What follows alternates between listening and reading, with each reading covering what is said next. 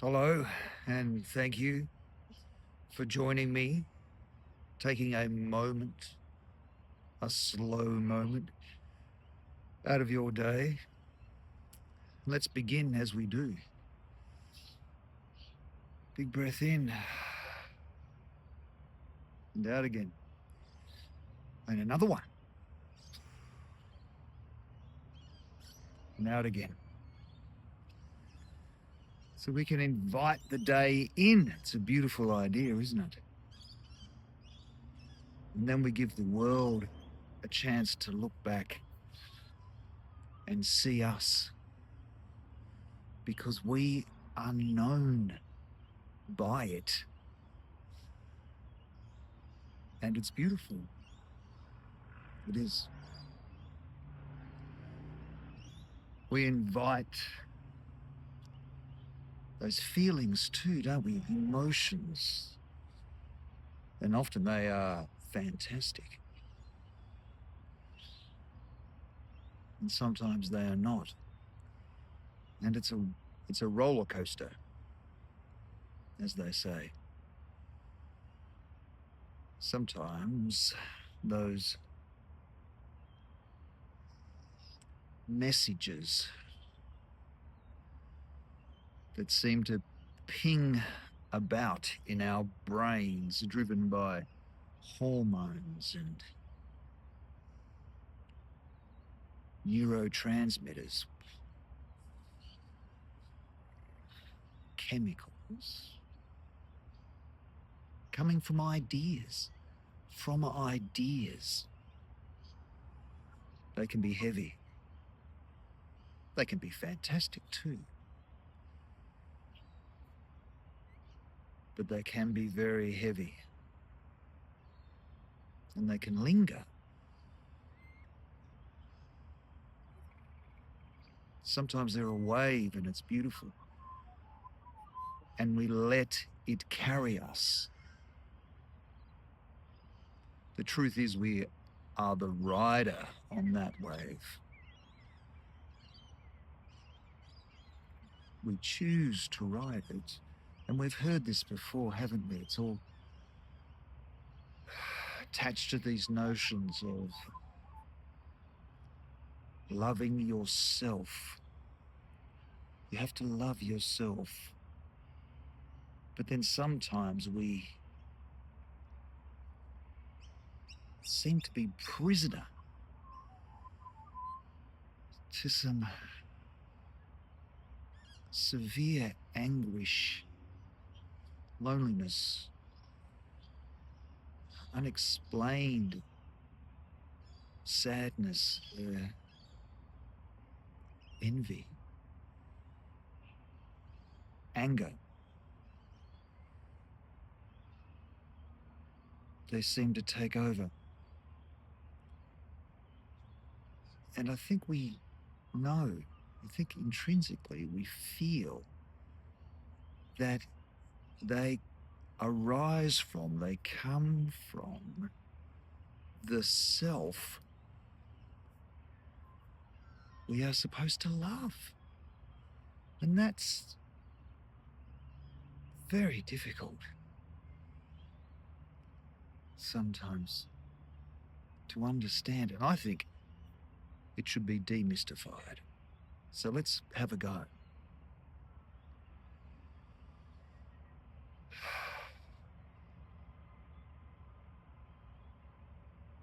Loving self.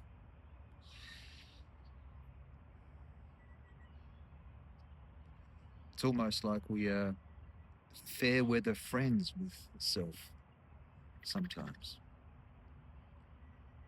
We love self when it's giving us joy, ourselves, and it gives us joy. And it's strange that we should refer to it that way.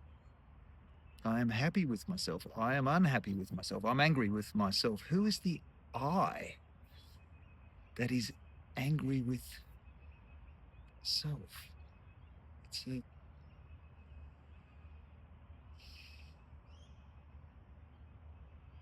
a little bit strange that we feel naturally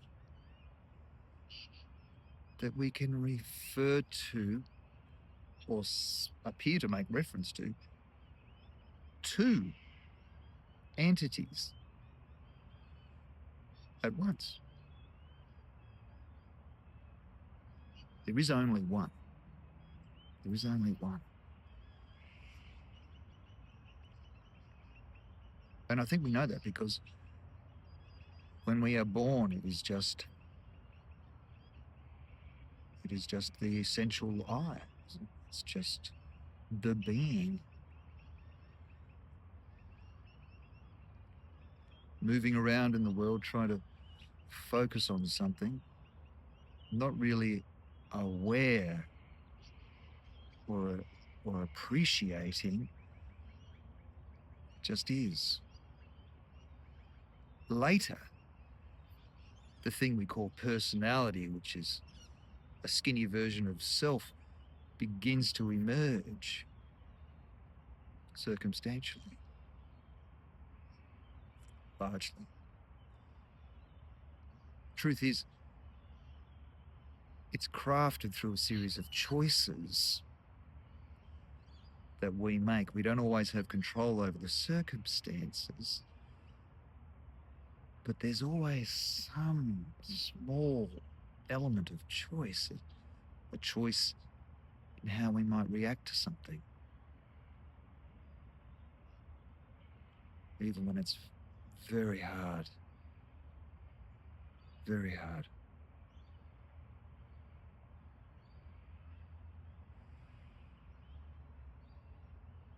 So when we feel anguish, we feel anger,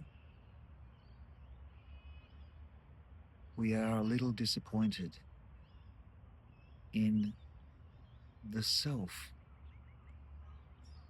And that is worse.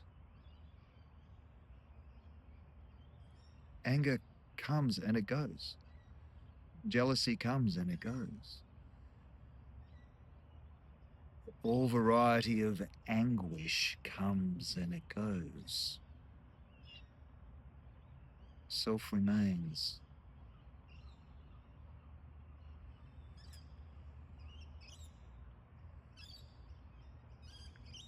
Sometimes feelings linger, and we want to be able to talk to self, I think. The being, the essential us, wants to say to self, stop. Strangely, wants to say to our personality, stop somehow. That's a weird, internal, subtle, quiet urge, conflict that we can be aware of, or at least we can imagine. And it might go some way to explain why we feel the way we do.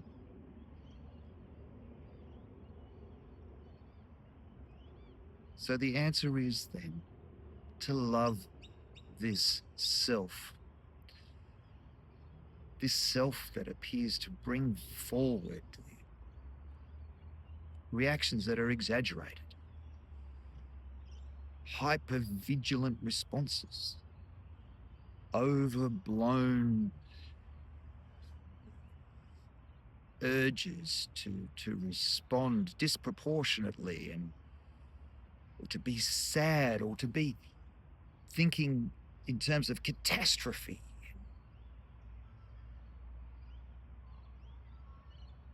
When we know it's too much. And we want to be able to say, less, please. I don't want to become an emotional void. I will feel anger. I may even feel jealousy. I may even feel all variety of anguish. But just less, please. Less.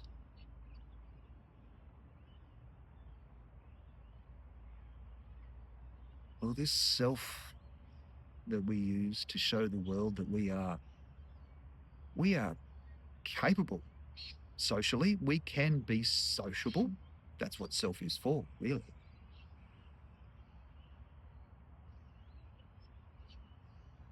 This self learnt what joy was, learned what celebration was. It also learned, maybe, to overuse anger, maybe to be envious for some reason, to, to bring forth anguish. It learned to do that because at some point it was important. It was seen to be important, apparently important, to protect the being, to protect the I. And then later in life as adults, we need to say, you learnt that reaction in a little bit of an exaggerated way. I need less with the anger, less with the reaction, the strength of reaction. Just let those hormones be a little weaker in my system so that I can get some perspective on it. And yes, we do that not necessarily by loving self. That is certainly true, but I don't know how practical that is. But what we do, what we can do, is we can say a simple thank you. Don't push anger aside. Don't press it down. Don't scream in the face of jealousy or whatever is your concern. Look at it. Sit with it. It's painful. It is. It's painful. But sit with it. Look at it. Understand that it needs to be thanked for the strength of its reaction, but please, just a little less now. The key is, and it's hard, the key is to say thank you. Thank you, jealousy. You had your job to do. At some stage, you learned that you must be powerful in my system. You must generate something very powerful within me. But less now, less, please. Thank you, anger.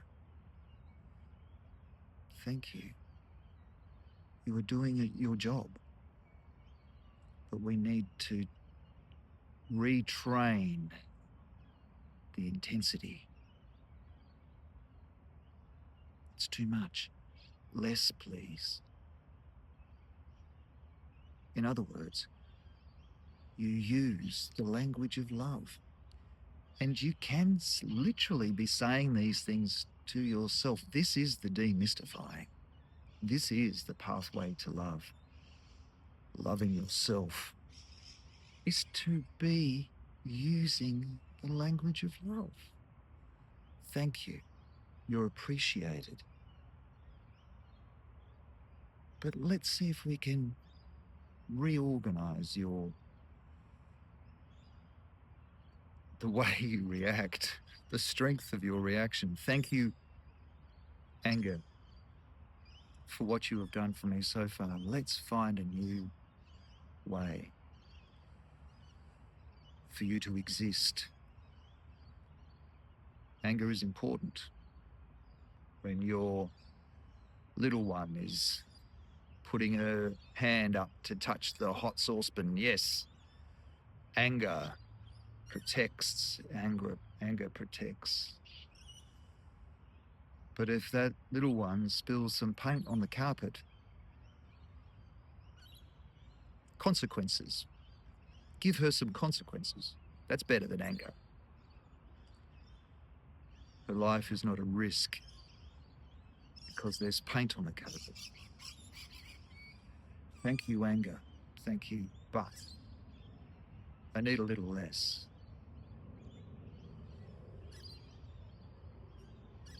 Gratitude, love, always wins. Always.